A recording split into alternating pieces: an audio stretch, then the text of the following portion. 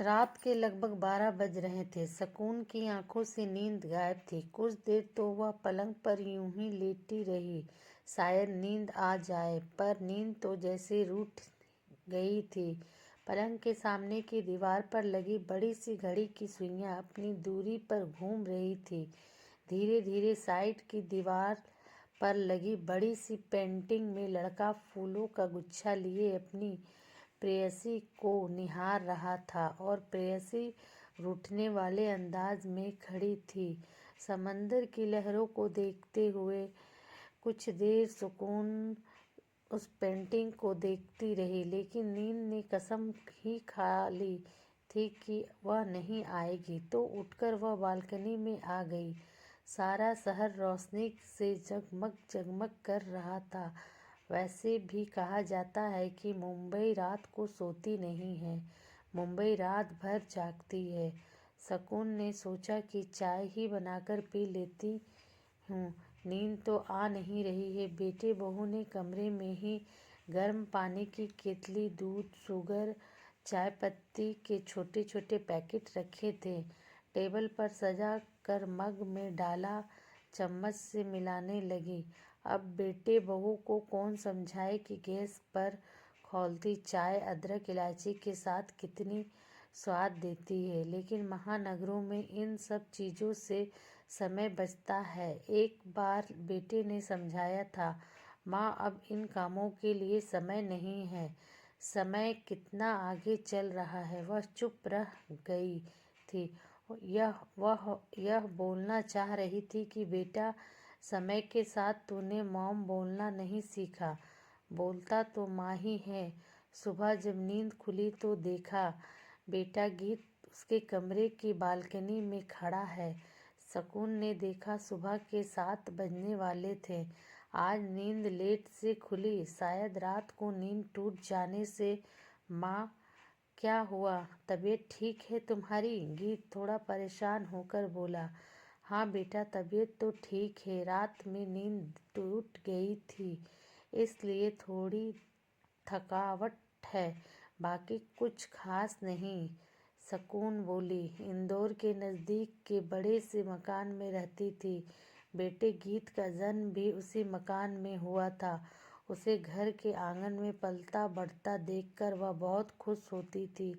घर उसका उसकी पसंद से ही बना था, जिसमें आंगन उसने बनवाया था। सारे पौधे उसी की पसंद के थे। उनकी कॉलोनी के सड़क के उस पार दिहाड़ी मजदूर और फैक्ट्री में काम करने वाले लोगों की बस्ती थी। उस बस्ती के बच्चों को सकून पढ़ाया करती थी, जिससे उसकी शिक्षा का उपयोग भी होता था और मन में एक सुकून भी रहता था।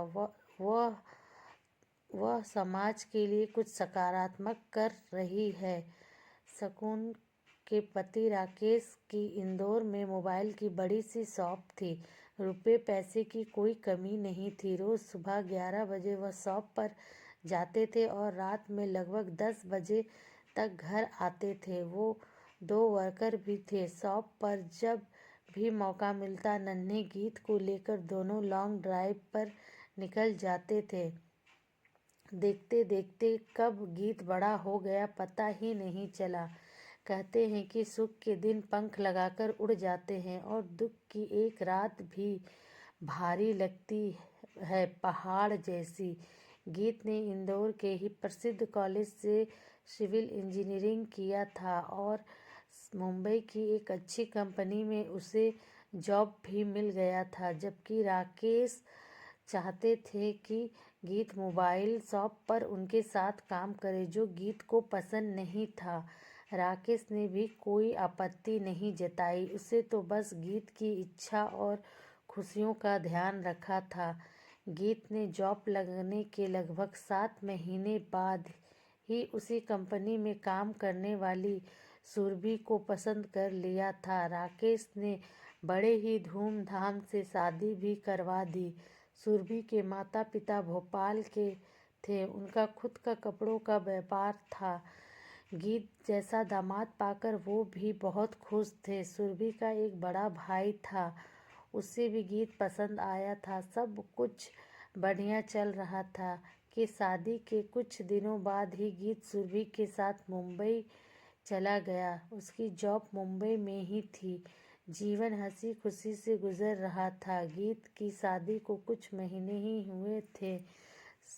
शकुन के जीवन में वह मनहूस रात आ गई।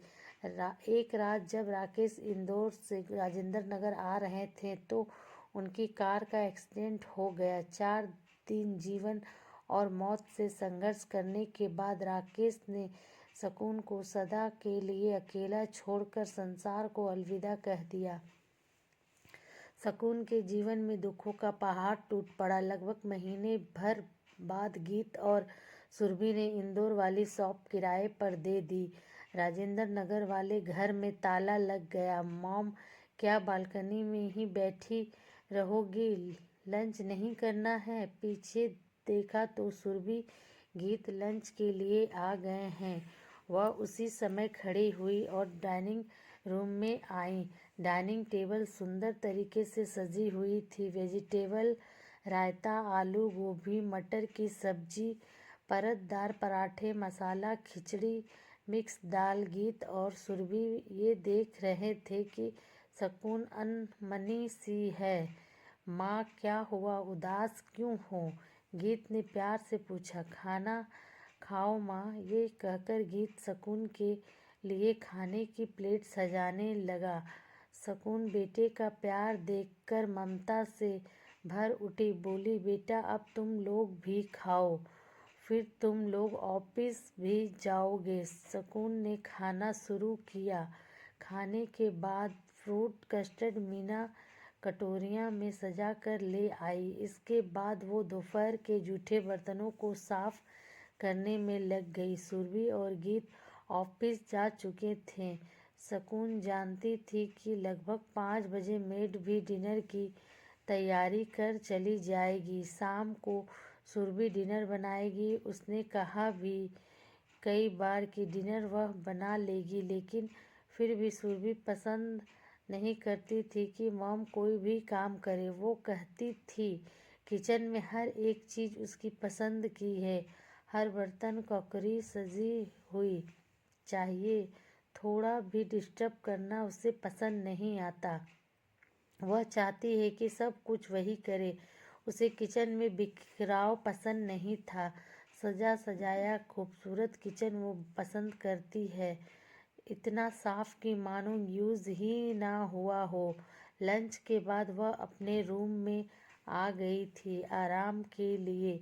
मोबाइल हाथ में लिया उसने सोचा कुछ पुराने गीत सुन लेती हूँ। ईयरफोन लगाकर पुराने गीत राकेश को भी पसंद थे। दोनों जब जब लॉन्ग ड्राइव पर जाते थे पुराने गीत ही सुनते थे। तुम ही मेरी मंजिल, तुम ही मेरी पूजा, तुम ही देवता हो। यह गीत बहुत पसंद था शकुन को भी और राकेश को भी। आज शकुन ने कई बार गीत सुना। उसकी आंखों से आंसू आ बह कर तकिया भीगने लगा। फिर ईयरफोन निकाल कर उसने आंखें बंद कर ली और सोने की कोशिश करने लगी। जब उसकी आंखें खुली तो सिर भारी भारी लग रहा था। मोबाइल देखा तो शाम के 5:30 बज रहे थे। मतलब वह 2.5 घंटे सोती रही। चाय बनाने के इरादे से उसने केतली में पानी गर्म किया। चाय का कप लेकर वह बालकनी में आ गई। शाम हल्की हल्की सुरमई होने लगी थी। शकुन सोच रही थी कि इतनी मानसिक उथल पुथल के बीच खुद को मजबूत बनाए रखना बहुत कठिन है। इतने में शकुन का मोबाइल बज उठा। देखा तो बेटे गीत का फ़ोन था। हाँ बेटा, शकुन बोली। माँ, मैड डिनर की तैयारी करके गई क्या? हाँ बेटा, करके गई होगी, शकुन बोली। तो ऐसा करो माँ, हम आज यहाँ के फेमस रेस्टोरेंट से खाना लेकर आ रहे हैं। वो बस सब फ्रिज में रख दो। उसके बाद गीत का फ़ोन कट गया। ठीक है बेटा कहकर सकून चुप हो गई, फिर चाय का कप लेकर किचन में सिंक में रखने के लिए गई तो देखा मेड ने डिनर के लिए सब्जी काट रखी थी।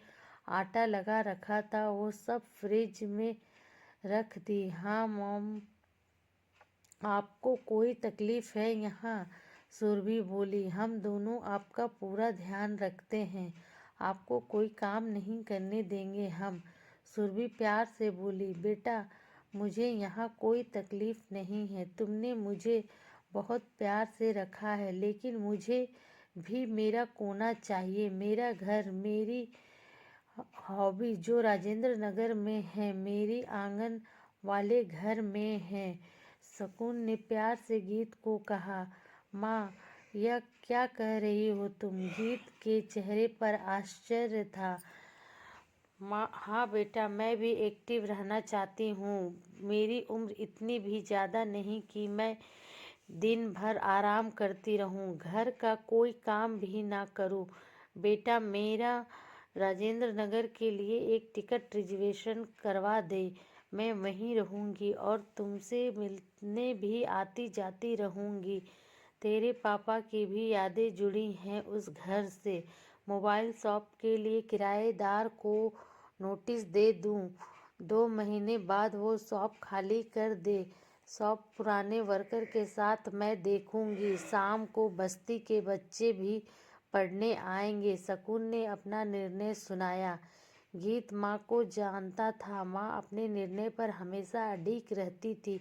सकून संतुष्ट थी, उसे उसका कोना मिल गया।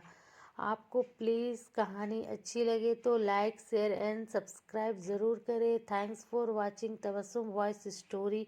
और आप कहाँ से इस स्टोरी को सुन रहे हैं, प्लीज़ कमेंट में ज़रूर बताना। Thank you.